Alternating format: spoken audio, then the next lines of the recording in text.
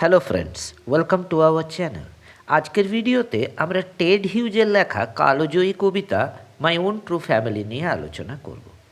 আচ্ছা ভাবো তো, গাছেরা যদি কথা বলতে পারতো তাহলে তারা আমাদের কি বলতো? ওদের কি কোনো অভিযোগ থাকতো আমাদের বিরুদ্ধে? ঠিক এই রকমই একটি ভাবনাকে কেন্দ্র করে কিন্তু আজকের এই কবিতাটি লেখা হয়েছে। তাহলে দেরি না করে কবিতাটি শুরু করা যাক। কবিতার শুরুতে আমরা দেখতে পাচ্ছি কবি তার শিশু বয়সে একদিন একটি ওক গাছের জঙ্গলে ঢুকেছিলেন একটি পুরুষ হরিণ ধরবেন বলে।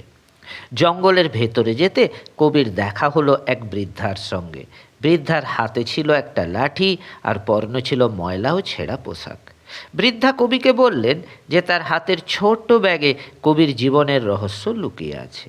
তারপর তিনি বিকট হাসি হাসতে লাগলেন। এতে কবি ভয় পেয়ে গেলেন এবং কাঁপতে শুরু করলেন। এরপর বৃদ্ধা তার ছোট্ট ব্যাগটি খুললেন।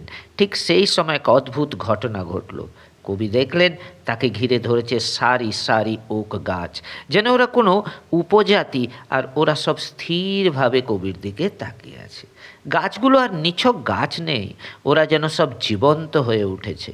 ওরা কবিকে বলল, আমরা তোমার আসল পরিবার, আমাদের কেটে ফেলা হয়, উপড়ে ফেলা হয়, আর তুমি এক ফোঁটাও সহানুভূতি দেখাও না। এটা কিন্তু গাছেদের সরাসরি মানব জাতির বিরুদ্ধে অভিযোগ। এরপর গাছেরা কবিকে একটা শর্ত দিল। ওরা কবিকে বলল যে তাকে প্রতিজ্ঞা করতে হবে, যখনই তিনি একটা গাছ কাটতে দেখবেন তিনি 2টি চারা গাছ লাগাবেন। আর যদি কবি শপথ না নেন তবে কবির নিজের চামড়া ওক গাছের ছালের মতো কুঁচকে যাবে আর তিনি ওই ওক গাছের জঙ্গলে আটকা পড়ে যাবেন। সাংঘাতিক এক হুঁশিয়ারি, তাই না? এই শপথের পর কবির ঘুম ভেঙে যায়। তিনি বুঝতে পারেন যে তিনি একটি স্বপ্ন দেখছিলেন। এই স্বপ্নটি কবিকে সম্পূর্ণভাবে পাল্টে দিয়েছিল। স্বপ্ন ভাঙার পর কবি মানুষের মাঝে ফিরে আসেন, কিন্তু তিনি আর আগের মতো ছিলেন না। স্বপ্নের আগে তার ভেতর ছিল একটা সাধারণ মানুষের হৃদয়, কিন্তু স্বপ্নের পর তার হৃদয়টা হয়ে গিয়েছিল একটি গাছের হৃদয়।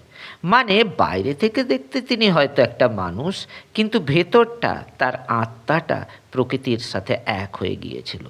এই কবিতায় কবি বোঝাতে চেয়েছেন মানুষ আর প্রকৃতি আলাদা কিছু না, আমরা সবাই একই পরিবারের সদস্য। গাছ, পশু, পাখি, মানুষ, আমরা সবাই মিলে একটা বিশাল জীবন্ত পরিবার। আর এটাই হলো আসল কথা। তাই যখন আমরা প্রকৃতির কোনো ক্ষতি করি তখন আমরা নিজেদেরই ক্ষতি করি।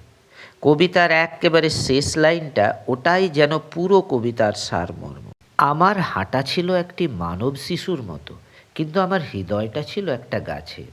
মানে কবির শরীরটা মানুষের, কিন্তু তার আত্মাটা প্রকৃতির।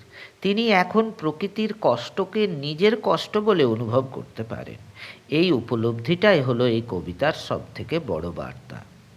আজ এই পর্যন্ত। পরের ভিডিওতে আবার দেখা হবে। ভিডিওটি ভালো লাগলে একটি লাইক করে দাও, কমেন্ট করো আর বন্ধুদের সাথে শেয়ার করে দাও।